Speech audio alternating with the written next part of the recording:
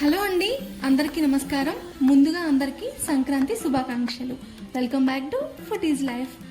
మనకి పండగలు వచ్చినా లేదు అంటే ఏదైనా స్వీట్ చేసుకు తినాలి అనుకున్నా కానీ మనం ఈజీగా ప్రిపేర్ చేసుకునే ఒక స్వీట్ అయితే నేను ఇప్పుడు చెప్పబోతున్నాను. దీన్ని మనం దేవుడికి కూడా నైవేద్యం పెట్టచ్చు, ఎటువంటి డౌట్ లేకుండా. అదే పెసరపప్పు పాయసం. రొటీన్గా చేసుకునే పాయసాల కన్నా దీని టేస్ట్ మరింత కమ్మగా చాలా టేస్టీగా ఉంటుంది. ప్రాసెస్ కూడా చాలా ఈజీగా ఉంటుంది. అన్నీ ఇంట్లో అవైలబుల్గా ఉండే ఇంగ్రీడియంట్స్తో మనం ప్రిపేర్ చేసుకోవచ్చు. ముందుగా అయితే ప్రాసెస్లోకి అయితే వెళ్ళిపోదాము. ఇప్పుడు స్టవ్ పైన ఒక కడాయిని పెట్టుకుని ఇందులో 1/4 కప్పు వరకు పెసరపప్పుని అయితే వేసుకుంటున్నాను. మనకి కొద్దిగా పెసరపప్పు వేసుకున్నా కానీ పాయసం అయితే ఎక్కువ అయిపోతుంది. సో చూసుకొని క్వాంటిటీకి తగ్గట్టుగా వేసుకోండి. ఇలా పెసరపప్పు వేసుకుని మంచిగా అరోమా చేంజ్ అయ్యేంత వరకు వేయించుకోవడం అంతే. కానీ కలర్ మాత్రం ఎక్కువ చేంజ్ అవ్వకూడదు. లైట్గా కలర్ చేంజ్ అయ్యి మంచి అరోమా వచ్చినప్పుడు మనకైతే తెలుస్తుంది. అప్పుడు మనం ఇలా వేయించుకున్న పెసరపప్పుని అయితే ఒక బౌల్లోకి ట్రాన్స్ఫర్ చేసుకోవాలి. ఇలా ట్రాన్స్ఫర్ చేసుకున్న తర్వాత వాటర్ని పోసుకొని చక్కగా 2-3 టైమ్స్ అయితే మంచిగా వాష్ చేసుకోవాలి. ఇలా వాష్ చేసుకోవడం వల్ల పైన పొట్టులా ఉన్నా కానీ లేదు అంటే ఏదైనా డస్ట్ ఉన్నా కానీ ఈజీగా రిమూవ్ అయిపోతుంది. ఇలా మనం వాష్ చేసుకున్న పెసరపప్పులోకి అయితే మనం ఏ బౌల్లో అయితే పెసరపప్పుని తీసుకున్నామో అదే బౌల్లో 2 కప్పుల వాటర్ని అయితే వేసేసుకుని ఒక 10 నిమిషాలు అయితే నానబెట్టుకోవాలి. పెసరపప్పు మనకి ఈజీగా ఉడికిపోతుంది కాబట్టి మనం ఎక్కువ నానబెట్టాల్సిన అవసరం లేదు. ముందుగా ఒక 10 నిమిషాలు అయితే నానబెట్టేసుకుంటే మనకి చక్కగా ఉడకడం చాలా ఈజీగా అయిపోతుంది. ఇలాగ 10 నిమిషాలు నానబెట్టుకున్న పప్పుని తీసేసుకుని మనం కుక్కర్లోకి అయితే వేసుకోవాలి. ఇలా కుక్కర్లోకి వేసుకోవడానికి నేను ఒక చిన్న గిన్నెలోకి అయితే దీన్ని ట్రాన్స్ఫర్ చేసుకుని దాన్ని కుక్కర్లో అయితే పెట్టుకుని మంచిగా ఉడికించుకుంటున్నాను. సో ముందుగా అయితే కుక్కర్ని తీసుకుని అందులో కింద కొంచెం వాటర్ అయితే వేసుకోండి.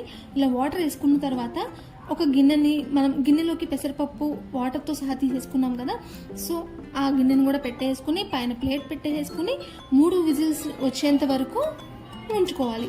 3 విజిల్స్ వచ్చిన తర్వాత ఇలా తీసి చూస్తే పెసరపప్పు మనకి చక్కగా ఉడికిపోయింది. ఇప్పుడు దీన్ని కాసేపు చల్లారేంత వరకు పక్కన పెట్టేసుకుందాము. ఇప్పుడు ఒక గిన్నెలోకి అయితే మనం ఏ పప్పుతో పెసరపప్పు తీసుకున్నామో అదే పప్పుతో 2.5 కప్పులు మిల్క్ని అయితే వేడి చేసుకోవాలి. ఇప్పుడైతే మనం పక్కన కడాయిలోకి కరెక్ట్గా పెసరపప్పుని ఎంతైతే తీసుకున్నామో మెజర్మెంట్తో సో అంతే మనకి బెల్లం కూడా తీసుకుని కొద్దిగా వాటర్ని అయితే పోసేసుకుని ఇలాగ బాగా కరిగేంత వరకు ఉంచుకోవాలి. వన్స్ ఇలా కరిగిన తర్వాత నేను ఇక్కడైతే ఫిల్టర్ చేసేసాను. మనకైనా డస్ట్ అది ఉన్నా కానీ పోతుంది. బెల్లం అనేది పాకం రావాల్సిన అవసరం లేదు, మొత్తం బెల్లం అయితే కరిగితే చాలు. ఇందులోకి మనం ఉడకపెట్టుకున్నాం కదా పెసరపప్పుని, సో దాన్ని తీసుకుని మనం ఈ పాకంలోకి అయితే వేసేసుకుంటున్నాము. పెసరపప్పు కొంచెం పలుకుగా ఉంటేనే మనకి పాయసం అనేది టేస్ట్ బాగుంటుంది, మధ్యలో పలుకులుగా తగులుతూ ఉంటే.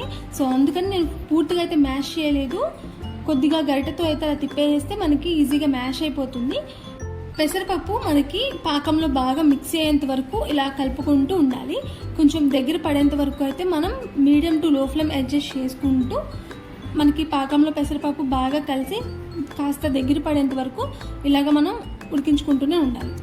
ఎప్పుడు రొటీన్ పాయసంలా కాకుండా ఇలా ఒక్కసారి పెసరపప్పుతో అయితే ట్రై చేయండి. చాలా కమ్మగా ఉంటుంది, చాలా ఈజీగా కూడా అయిపోతుంది. మనకి పెసరపప్పే కాబట్టి త్వరగా ఉడికిపోతుంది కూడా, సో దానికి కూడా ఎక్కువ టైం అయితే తీసుకోదు. అండ్ అలాగే ఇంగ్రీడియంట్స్ అన్నీ కూడా మనం ఇంట్లో అవైలబుల్గా ఉండేవే. ఆల్రెడీ మనం పెసరపప్పు వాటర్తో సహా 2 కప్పుల వాటర్ పోసుకున్నాం కదా, సో ఆ వాటర్తో సహా ఉడికింది కాబట్టి మనకి కొంచెం జారుగా అయితే వచ్చింది. సో ఇప్పుడైతే మనకి పాకంతో పాటు పెసరపప్పు కూడా ఇలా ఉడికి బాగా దగ్గర పడితే టేస్ట్ ఇంకా చాలా బాగుంటుంది. సో దగ్గర పడేంత వరకు మీడియం ఫ్లేమ్లో పెట్టుకుని ఉడికించుకుంటూ ఉండాలి. ఇలాగా పెసరపప్పు మనకి పాకంలో బాగా ఉడికి ఇలా దగ్గర పడిన తర్వాత మనం ఇందాక కాచుకున్నాం కదా పాలు, సో ఆ పాలని కొద్దిగా వేసుకుని కలుపుకుంటూ ఉండాలి. వేడిగా ఉన్న పెసరపప్పు పాకంలో ఒక్కసారిగా పాలు పోస్తే మనకి విరిగిపోతాయి, అందుకని కొద్దిగా పాలను పోసుకుంటూ కలుపుకోవాలి. ఇది కూడా కొంచెం దగ్గర పడేంత వరకు మనం ఉడకబెట్టుకోవాలి. సో ఇప్పుడు రిమైనింగ్ ఉన్న పాలను కూడా వేసేసుకున్నాము. ఇప్పుడు స్టవ్ మనం medium flame to high flame adjust చేసుకుంటూ బాగా ఉడికి పాలతో పాటు మంచిగా దగ్గరికి వచ్చేంత వరకు మనం ఉడికించుకుంటూ ఉండాలి. మనం గరిటెని ఇలా తిప్పుతూనే ఉండాలి, లేదు అంటే అడుగంటిపోతాయి. అందుకని ఇలా తిప్పుకుంటూ మనం ఉడికించుకుంటూ ఉండాలి. ప్రాసెస్ అంతా చూసారు కదా, అన్ని ఇంగ్రీడియంట్స్ కూడా మన ఇంట్లోనే ఉండేవే. మీకు ఎప్పుడైనా స్వీట్ తినాలి అనుకున్నా, లేదు అంటే దేవుడికి నైవేద్యంగా పెట్టాలి అనుకున్నా కానీ మనం ఈ పెసరపప్పు పాయసాన్ని అయితే ఎటువంటి డౌట్ లేకుండా అయితే ప్రిపేర్ చేసేసుకోవచ్చు. మనకైతే పాయసం రెడీ అయిపోయింది. మనం ఈ కన్సిస్టెన్సీలో ఉన్నప్పుడే కొంచెం చల్లారిన తర్వాత ఒక బౌల్లోకి అయితే తీసుకుని దీనిలోకి డ్రై ఫ్రూట్స్ని అయితే గీలో వేయించుకుని అయితే తీసుకోవాలి. దానికోసం ముందుగా స్టవ్ పైన ఒక చిన్న కడాయిని పెట్టేసుకుని దానిలో ఒక 3 టేబుల్ స్పూన్స్ వరకు నెయ్యిని అయితే వేసుకున్నాను. నెయ్యి పూర్తిగా కరిగిపోయిన తర్వాత ఇందులోకి డ్రై ఫ్రూట్స్ని వేసుకుని వేయించుకోవాలి. నేను ఇక్కడ బాదాము అండ్ అలాగే జీడిపప్పుని వేసాను. మీ దగ్గర ఉంటే కిస్మిస్ని కూడా వేసేసుకోండి. ఇవన్నీ కూడా లో flame to medium flame adjust చేసుకుంటూ వేయించుకోవాలి. లేదు అంటే ఒకేసారి మనకి కలర్ చేంజ్ అయిపోయి మాడిపోతుంది అనమాట. చూసుకుని లో ఫ్లేమ్లో పెట్టుకుని వేయించుకోవాలి. ఇలా వేగిన తర్వాత మనం ఇందాకే రెడీ చేసి పెట్టుకున్న పాయసం ఉంది కదా, దానిలోకి అయితే వేసేసుకొని ఒకసారి అంతా కూడా మిక్స్ చేసేసుకుంటే మనకి పెసరపప్పు పాయసం అయితే చాలా టేస్టీగా రెడీ అయిపోతుంది. మీరు కూడా ఖచ్చితంగా ట్రై చేయండి. మీ ఫ్రెండ్స్ అండ్ ఫ్యామిలీ మెంబర్స్కి కూడా షేర్ చేయండి. అండ్ అలాగే మీరు కమెంట్ చేసిన తర్వాత రెసిపీ ఎలా వచ్చింది అనేది కమెంట్ చేయడం మాత్రం మర్చిపోవద్దు. And subscribe to food is life. Thanks for watching.